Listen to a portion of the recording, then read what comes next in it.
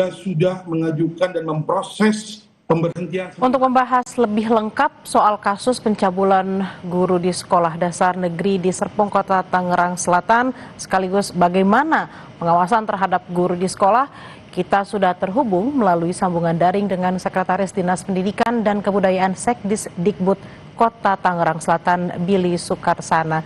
Selamat siang Pak Billy, dengan Bella di studio. Bisa mendengar suara saya Bapak? Selamat siang Mbak Bella, terdengar jelas. Pak Billy, sampai saat ini diketahui ada 16 korban yang sudah melapor ke polisi. Dari Dinas Pendidikan sendiri, seperti apa informasi terbaru yang disampaikan? Apakah mungkin ada juga korban-korban lain? Terima kasih Om, sehat selalu.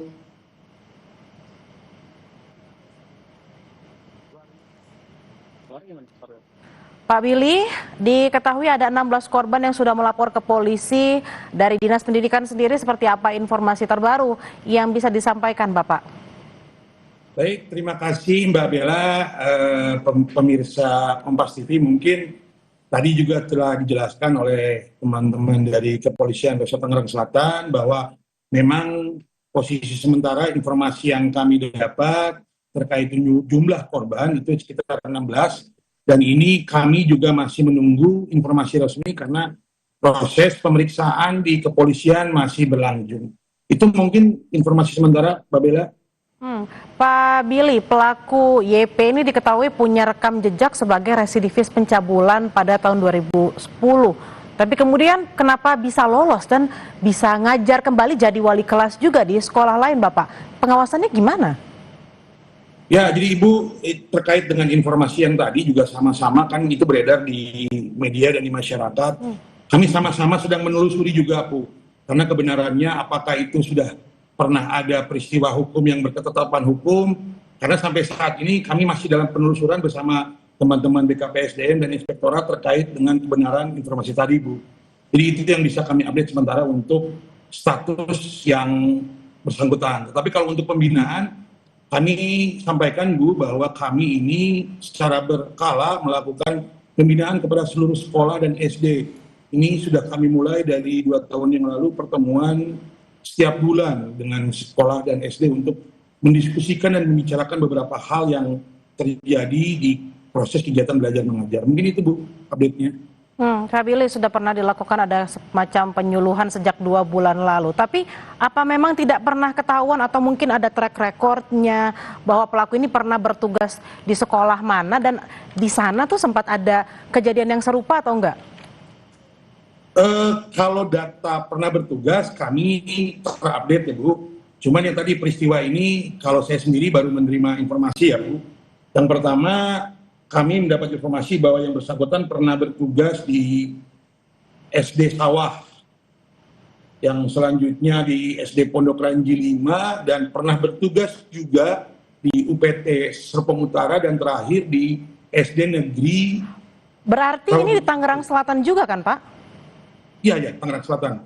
Kalau sebelumnya masih Kabupaten Tangerang ya Bu, yang pada saat di Sawah. Dengan bertugas di lokasi yang sama di Kota Tangerang Selatan, di daerah yang sama gitu.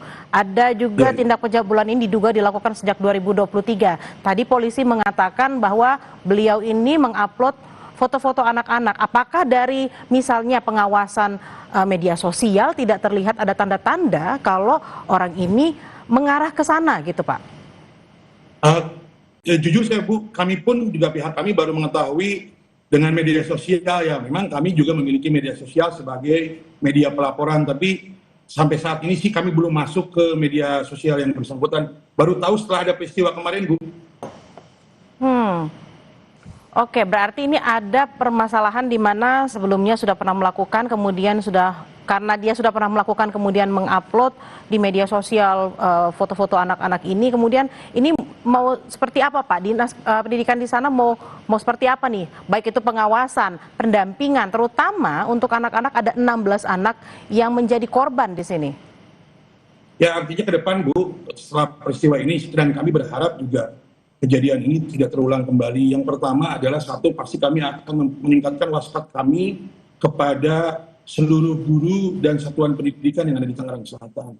Itu yang pertama. Yang kedua, kami juga telah membentuk tim medsos, Bu, untuk melakukan patroli dan pengecekan terhadap medsos. Dan yang ketiga, di tahun ini kami akan mencoba mengasesmen, Bu, mengasesmen seluruh guru dan kepala sekolah untuk melihat profiling mereka sebagai upaya preventif dari kami. Mungkin itu, Bu. Ini sesuatu yang serius, ada belasan korban, pelakunya juga residivis, wali kelas juga. Lalu rencananya melihat kasus ini yang begitu masif, besar, dan tentunya membuat korban juga nanti punya masalah psikologis. Ini hukumannya seperti apa, Bapak? Apa yang mau diberikan kepada pelaku ini? Yang pasti begini, Bu, Mbak Bella, pertama satu, kita harus juga mengamankan dulu korban dan keluarga korban ya.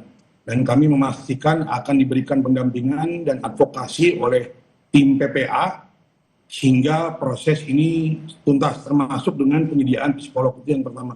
Yang kedua, dari sisi disipliner pegawai, kami juga sudah mengambil tindakan tegas. Dan yang pertama, kami sudah mengajukan pemeriksaan khusus, dan kami juga sudah mengajukan dan memproses pemberhentian sementara hingga proses hukum di Kepolisian Tangerang Selatan